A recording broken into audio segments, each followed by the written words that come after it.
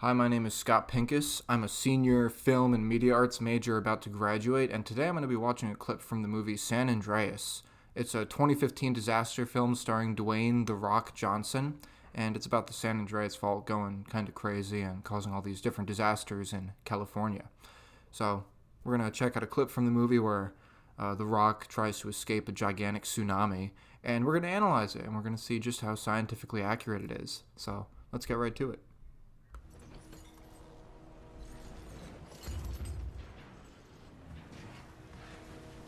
So I'm going to stop right off the bat because we got some issues here.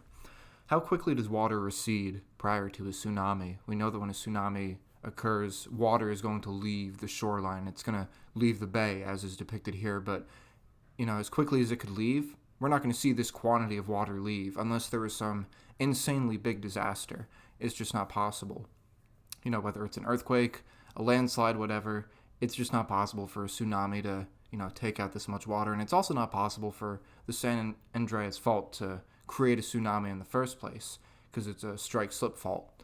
Part of the fault near San Francisco is offshore, but the fault movements there, they're not going to move the ocean floor in such a way that creates a tsunami. So this whole scene is not very plausible, but, it's okay. We're going to watch it. We're going to see stuff get destroyed.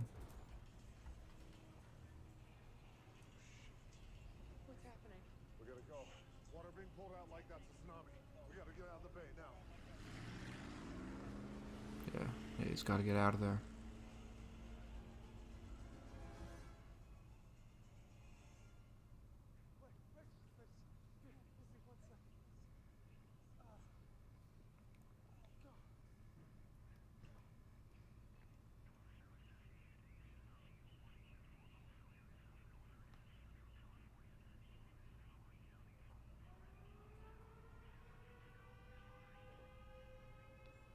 That's not good.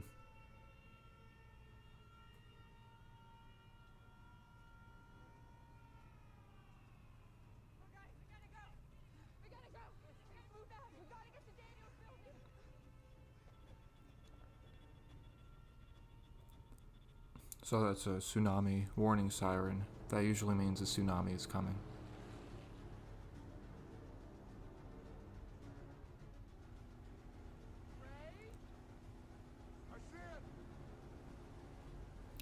There it is. You could tell the way the camera zooms in. That's the tsunami.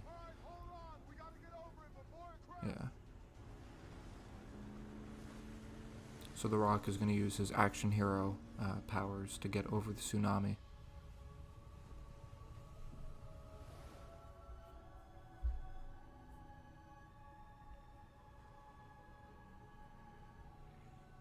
So I guess everyone has the same idea to try and get over the 200-foot tsunami before it crests.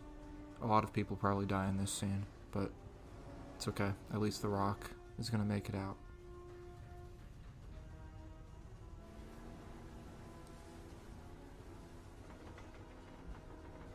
Ooh.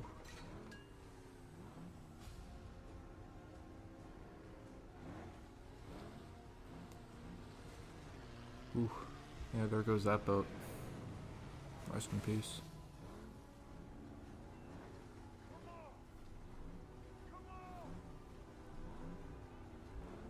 So, here's the thing, is they wouldn't make it. But let's talk about this. So, as The Rock and his character's wife, I can't remember her name, as they're riding up the tsunami wave, the wave is getting increasingly steep to the point where they're almost vertical in the boat. And it would be physically impossible for the boat to get over the crest of the wave, and it would flip and fall over like some of the other boats did.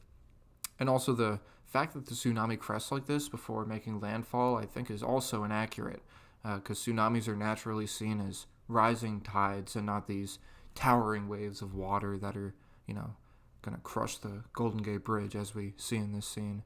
We don't usually see them as towering, breaking waves. So, bit of an inaccuracy there. But let's keep watching.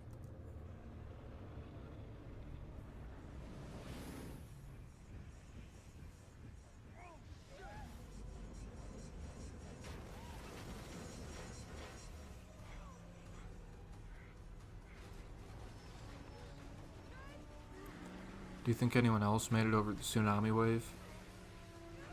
I don't.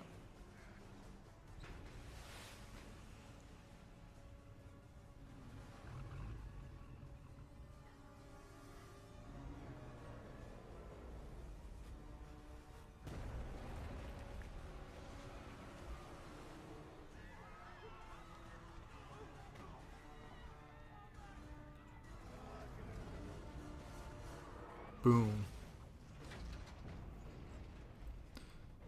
So, one last thing I'm going to talk about with this scene. Quick side note: tsunamis tend to have numerous waves, and the first wave is not necessarily always the largest. Um, More importantly, a tsunami just can't be this big. It's physically impossible. I know I keep using those words, physically impossible, but from what I researched, they can't be bigger than the depth of the ocean beneath them. So that's something to take into account. And unless there's some apocalyptic asteroid that falls into the ocean and, creates these gigantic ripples or whatever, we're not going to experience a mega tsunami of this magnitude. I think the largest tsunami ever recorded was in Latoya Bay back in the 50s, and the wave reached a max height of like 1,700 feet. We're not going to see something, and that was because of just a freak landslide that happened, falling into a lake. We're not going to see something of this magnitude. It's just not possible. Yeah, even the largest earthquake is going to fail to create a wave this big. So, yeah, we could keep watching, I guess. Yeah, it's really all the stuff I have to say. It's not very accurate. We wouldn't see a tsunami this big, but the effects are all right. I mean, they're cool. I feel like if it was a tsunami, the water would also be darker, little murkier looking. I think the water here looks just a little too clean, but that's a bit of a visual effects critique, if anything. Yeah, bye. Yeah, they're gonna die. All right.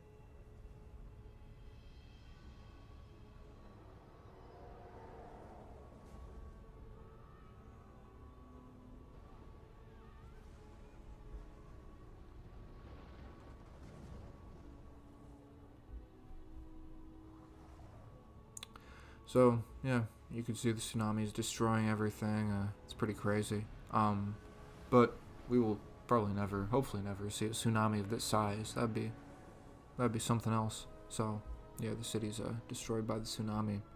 And that's it. That's all I got. So, I guess to wrap things up, San Andreas is a fun movie with some pretty solid and entertaining special effects.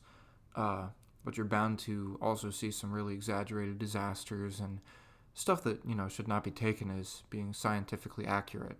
So, hey, it's a fun time. You get to see some cool CGI, some great action, and, The Rock, he's always a lot of fun. But yeah, San Andreas, guys. I hope you enjoyed. Thanks for watching, and I'll see you guys next time when I critique the final battle of Godzilla vs. Kong. Alright, till next time.